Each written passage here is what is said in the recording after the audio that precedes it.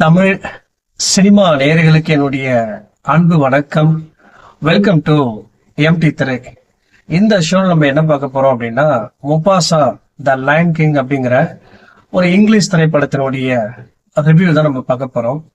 ஹாலிவுட்ல animation படங்களுக்கு அப்படின்னு ஒரு மிகப்பெரிய ரசிகர்கள் கூட்டம் இருக்கு. நம்ம ஊர்ல ரஜினி படங்களை எப்படி பாக்குறாங்களோ அதே மாதிரி அங்க த லயன் கிங் படத்தை பார்க்க மிகப்பெரிய ரசிகர்கள் கூட்டமே இருக்கு.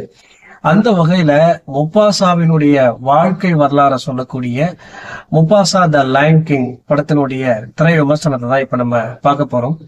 இந்த படத்தினுடைய கதை எப்படி இருக்கு அப்படின்னு சொல்லி பார்க்கலாம் வாங்க. அதாவது கியாராவிற்கு ரஃபிக்கு கதை சொல்றதுல இருந்து இந்த படம் ஆரம்பிக்குது.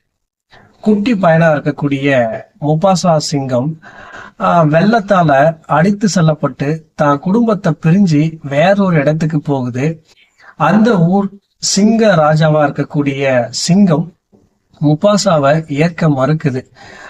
அந்த சிங்க ராஜாவினுடைய மனைவி தன்னுடைய சொந்த மகன் போல முபாசாவை வளர்க்கிறாங்க. இதற்கு பிறகு என்ன ஆகுது அப்படின்னா, வெள்ள சிங்கங்களின் தலைவனா இருக்கக்கூடிய கியார்க் மூலமா மிகப்பெரிய ஆபத்து வருது. இதனால ராஜா முபாசாவையும் தன்னுடைய சொந்த மகன் டாக்காவையும் வேறொரு இடத்துக்கு அனுப்புறாரு.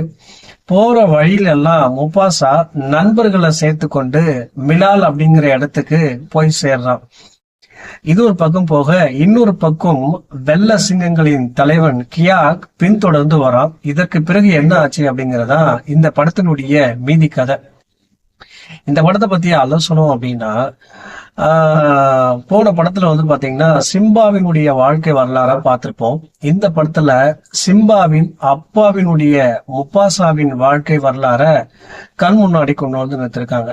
முபாசா எப்படி மிலால் அப்படிங்கிற இடத்துக்கு போறான், அதற்கு பிறகு தன்னுடைய ராஜ்யத்தை எப்படி கட்டமைக்கிறான் அப்படிங்கிறது எல்லாமே பாத்தீங்கன்னா கண் முன்னாடி கொண்டு வந்து நிறுத்திருக்காங்க. குறிப்பா இந்த படத்தினுடைய விஎஃப்எக்ஸ் டீமுக்கு மிகப்பெரிய சல்யூட் அடிக்கலாம். விஎஃப்எக்ஸ் காட்சிகள் எல்லாம் மிரட்டிட்டாங்க அப்படின்னு தான் சொல்லணும்.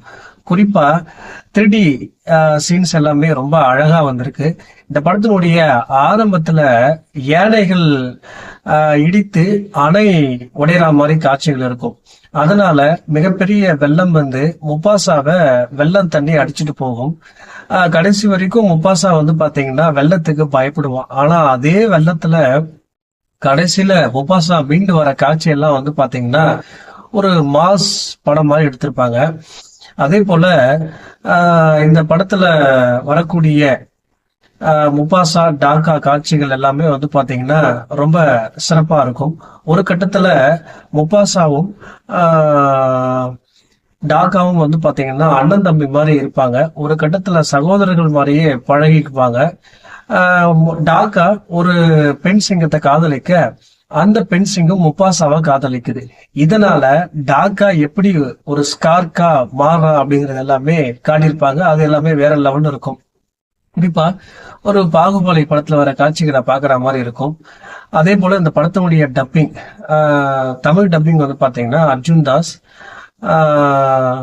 ரோபோ சங்கர், அசோக் செல்வன், நாசர், விடிவி கணேஷ் இவங்கெல்லாம் பண்ணியிருக்காங்க. இவங்களுடைய தமிழ் டப்பிங் பாத்தீங்கன்னா இந்த படத்துக்கு மிகப்பெரிய பலமா இருக்கு. சிம்பாவில் நிறைய சாகச பயணங்களும் பார்த்திருப்போம். பட் இந்த முபாசா படத்துல பாத்தீங்கன்னா சாகச பயணங்கள் குறைவு, பரபரப்பான காட்சிகள் குறைவு. இந்த படம் முழுக்க பாத்தீங்கன்னா வசனங்களை வச்சு பாத்தீங்கன்னா கொண்டு போயிருக்காங்க.